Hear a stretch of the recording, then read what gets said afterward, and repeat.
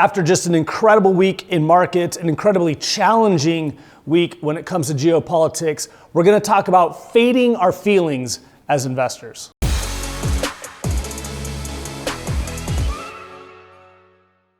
So after a week like this, the first thing we all need to do is take a breath, relax, survey things. Crazy week in the markets.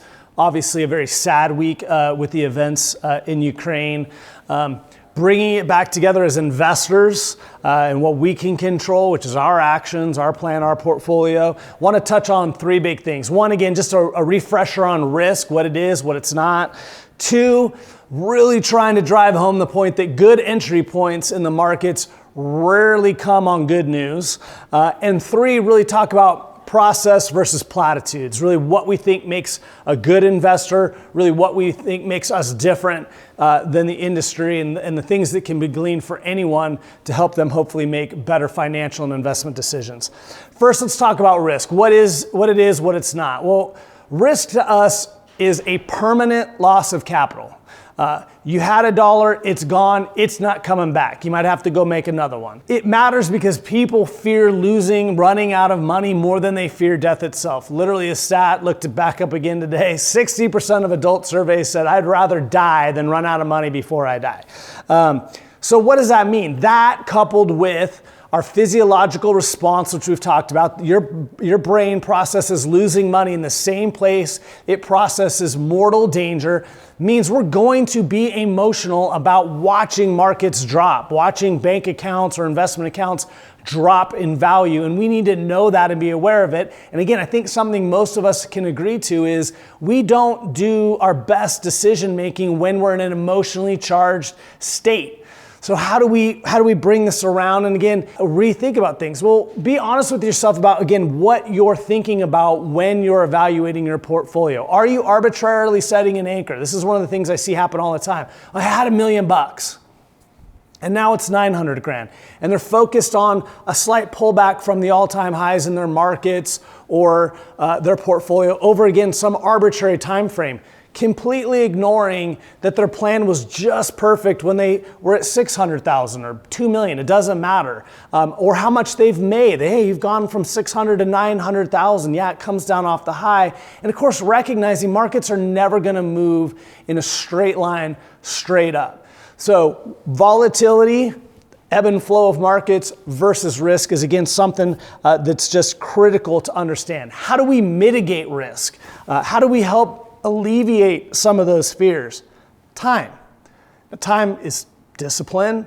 It's patience, helps buy you time. The other thing that helps buy you time is literally cash. So it's a big reason when we talk to clients about their portfolios is how much income can you generate from all sources, but off your portfolio.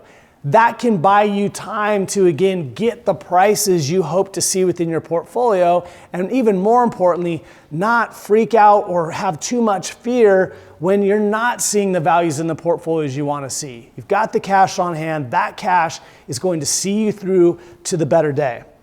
Second, good entry points never occur on good news. This is something most of us would agree to in the calm of the moment. When I was putting some money back to work on behalf of clients on Wednesday, it was not the first sentiment that I felt from a lot of clients.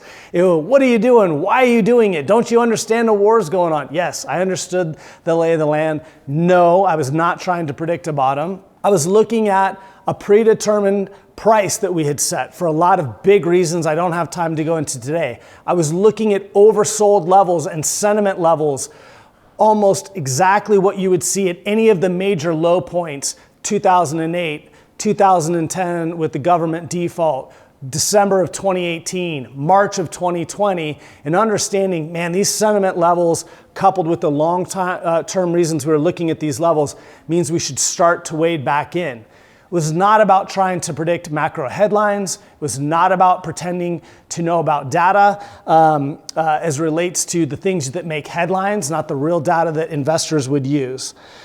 Challenges and solutions along these things. Heard from so many people this week that said, man, the guy on Fox said X. The guy on MSNBC said Y. Again, don't you understand this or that? Today, apparently the markets are up because of January consumption levels. Someone can explain to me why a January consumption level which happened before the war, that was the reason the market supposedly went down, now means we're up. It doesn't.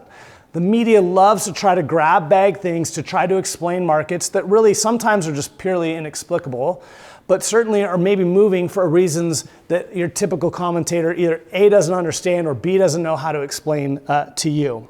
Buying low, again, is scary. When you move, everything in you tells you not to do it. That was the same for me. There was no part of me when I clicked that button on Wednesday to put millions of dollars back into the market that pretended to know it was a bottom, didn't fear it might go down further. But again, a process is not something that's based on how we feel. It's based on a long-term discipline that's shown its ability to work over time. Point number 2, good entry points never happen on good news. If you take nothing away from this week, take away that the common sense logic that, again, is correct in most ways of your life just cannot be put on top of a market. A market is unfeeling. It's a calculator. I wrote a piece about this a few weeks ago that got picked up in some other places. Market does not think like you and I think. And so trying to impart our logic on top of it makes no sense. There's no rational reason that you could have given to say from Wednesday until today, a war is going to break out. Russia is in fact going to invade the Ukraine, and the markets are going to go up 5% after that happens within the next 2 days. It bends logic. There was nothing about March 23rd of 2020, when all the national shelter in places went into effect, when we still didn't know the mortality rate of COVID, we still didn't even know quite how to get our hands around what it even meant, that you would have known that that was the low of the market. And yet that is just how markets move. They bottom on bad news, not show signs of life on the good news. And by the time you see it, it's too late. Second big point I want to touch on again is media. I've written about it before. These people are actors, not analysts, paid to be compelling, not correct. Got to think that. I heard so many people, the news says this. I heard this guy on TV that said that. There's nothing about how they get compensated that means they need to be accountable to you, let alone even maybe know what they're talking about. Half the time, again, they're paid talking heads to regurgitate lines that they've been given. And so when you see, as I heard plenty about, people calling for this, you can't let that dissuade you from your plan. Lastly, when it comes to these bottoms happening on weird points in time, understand that they are processes, not singular points. Nobody should be trying to call a bottom. Us buying this Wednesday was not our attempt to call a bottom. It was about sticking to a disciplined process, which brings me to point number 3, process versus platitudes. We're all about process here at 10 Capital. Whether that's portfolio driven and the things that led us to make the moves of selling near the highs in January and buying some of that back when things were super scary Wednesday leading into Thursday, or whether that's our planning approach and not just using some cookie cutter approach, but really taking the time to get to know our clients. Something that you need to know we care about, that we think again is a huge differentiator, is again an understanding that people are not going to listen until they feel like they've been heard. We want to have our clients understand we know you, we know what you're trying to achieve, we're designing plans and portfolios to help you do that, so that when we need you to listen to us and maybe hear something you don't want to hear, like, hey, I put your money back into the market right before a war broke out in Europe, you know, man, he must have really good reasons to do this. This must fit within my plan. I know he wants what's best for me.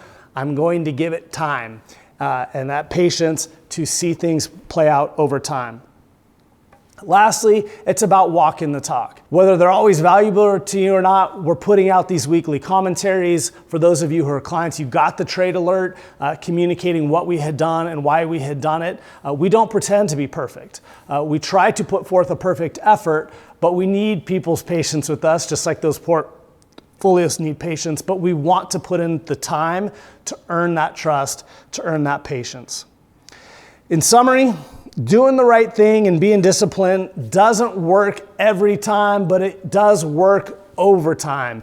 And that's what you need to do as an investor is, again, stay patient, stay disciplined. Number 2, create a process or find a partner that can help you control what are completely natural emotional responses, but not necessarily helpful ones. And finally, understand that your feelings, your logic, your timelines that could make perfect sense are just not how markets think and act. And so again, creating that plan, that portfolio that can bridge that gap between your life and what the markets have going on is the key to doing good work. And for all of you who are clients of our firm, the work we're so honored to do for you. We're here anytime, particularly for times like this. We hope to hear from you soon.